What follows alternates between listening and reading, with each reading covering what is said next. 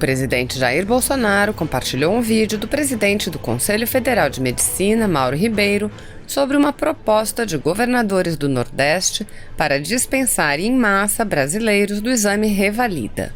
Segundo Ribeiro, trata-se de uma traição dos governadores que se aproveitam do momento para se locupletarem. Ao compartilhar o vídeo, Bolsonaro disse: Conselho Federal de Medicina e Conselhos Regionais de Medicina e o Revalida. O presidente Jair Bolsonaro apoia o Dr. Mauro Ribeiro, presidente do Conselho Federal de Medicina, contra a proposta dos governadores do Nordeste. Veja o vídeo compartilhado pelo presidente Jair Bolsonaro. Meu nome é Mauro Ribeiro, sou presidente do Conselho Federal de Medicina. Venho aqui hoje me dirigir a você, médico e médica brasileiros.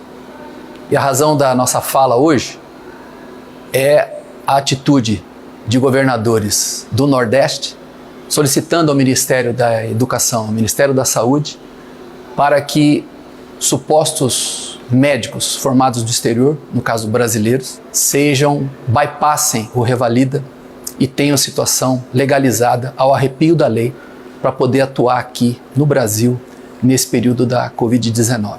Vejo essa situação como uma situação de traição desses governadores, com argumentos falaciosos, com argumentos mentirosos, se aproveitando do momento de maior ameaça da história da nossa sociedade, em relação a uma doença terrível, altamente transmissível e de uma letalidade muito rápida, para aprovarem algo totalmente desprezível, se locupletando no sentido de garantir a esses brasileiros o direito de atender a população brasileira sem mostrar nenhum tipo de conhecimento médico para esse fim. Estamos profundamente decepcionados, estarrecidos com essa atitude dos governadores, baseados numa mentira, porque não existe no momento nenhuma necessidade de pessoas que nós nem sabemos se são médicos, de pessoas que não fizeram nenhum tipo de prova no sentido de mostrar incompetência para atender a população brasileira, para atender os brasileiros nesse momento. O Ministério da Saúde abriu editais, portarias, e hoje existem médicos brasileiros com CRM que se voluntarizaram para atender durante o período da Covid-19. Existem 54 mil acadêmicos de medicina, eu vou repetir, existem 54 mil acadêmicos de medicina que também de uma forma voluntária se colocaram para atender no período de Covid-19, sob supervisão de preceptores. Existem 3 mil residentes que também se voluntarizaram para atenderem nesse período da Covid-19. Então não existe a menor razão, não existe a menor fundamentação na fala desses governadores, no sentido de querer que esses 15 mil brasileiros formados do exterior, por uma necessidade da população brasileira, venham atender no Brasil.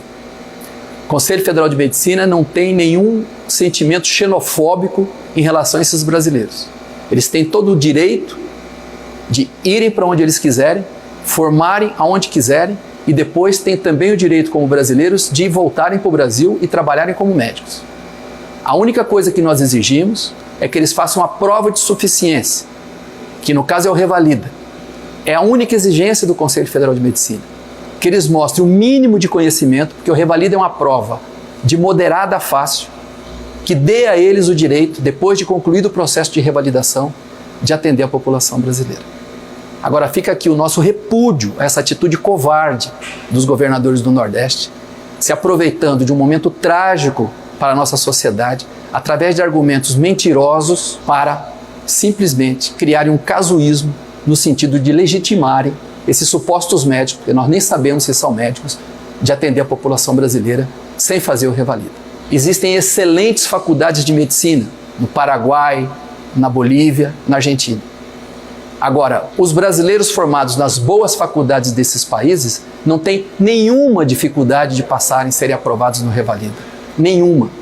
Agora, o que nós estamos falando é um grupo de brasileiros que vão estudar em uma das 9 ou 10 ou 11 faculdades que existem em Pedro Juan Cabaleiro, na fronteira de Ponta Porã, Mato Grosso do Sul, ou lá em Cidade del Leste, na fronteira com Foz do Iguaçu. Também outras tantas, quase uma dúzia delas. São faculdades de péssima qualidade, onde não existe a menor condição de um processo de ensino-aprendizagem na complexidade que exige a medicina. E pasmem, esses supostos médicos, eles são formados nessas faculdades, cujos donos, na maioria das vezes, são empresários brasileiros.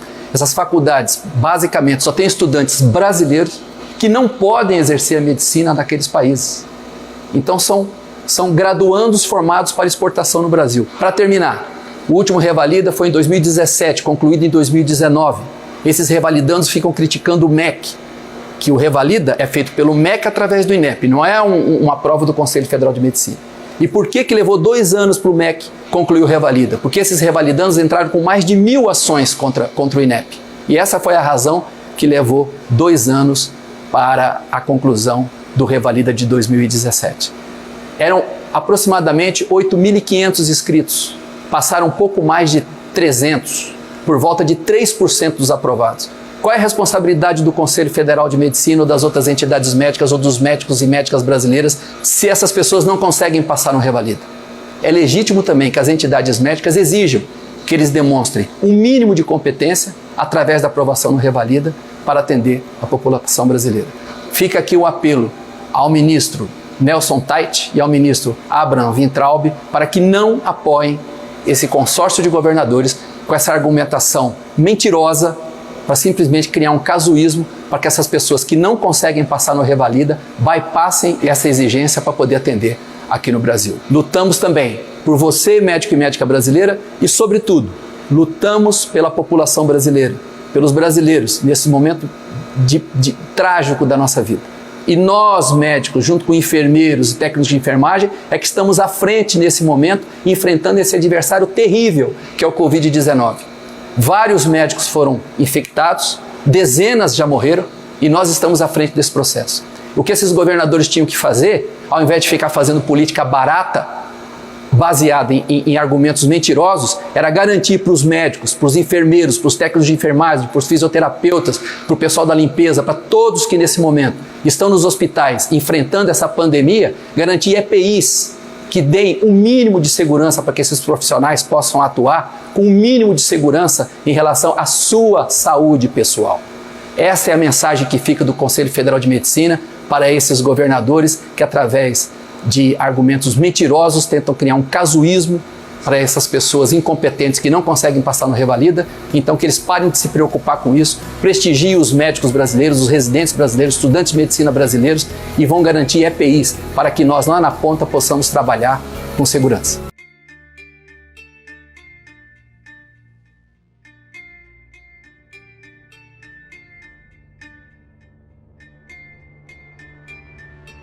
O ministro da Infraestrutura, Tarcísio Gomes de Freitas, participou hoje de uma conversa virtual com representantes de instituições financeiras.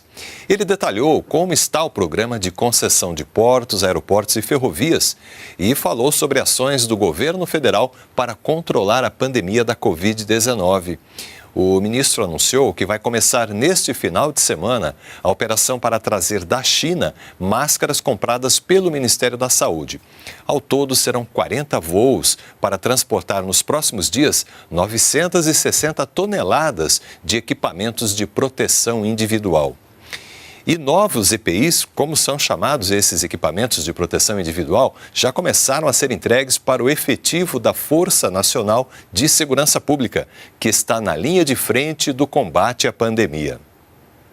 A expectativa é de que até o próximo sábado, todos os 1.440 homens da Força Nacional de Segurança Pública recebam os equipamentos de proteção individual contra a Covid-19. São máscaras, álcool em gel, avental e óculos de proteção para evitar a contaminação dos policiais que atuam em 52 operações espalhadas pelo país. 6 em reserva indígenas, presídios federais, área de preservação ambiental, policiamento urbano no programa do Em Frente Brasil e combatendo crime transfronteiriço. De acordo com o comandante, os equipamentos são suficientes para atender o efetivo por 60 dias e podem ser repostos se for preciso. E para que os chamados EPIs cheguem logo a todos os agentes, a Força Nacional conta com transporte por terra e ar. Nós temos ônibus, temos caminhões para fazer essa distribuição. E as nossas atuações, as operações de fronteira, a gente vai contar com a ajuda da Polícia Federal,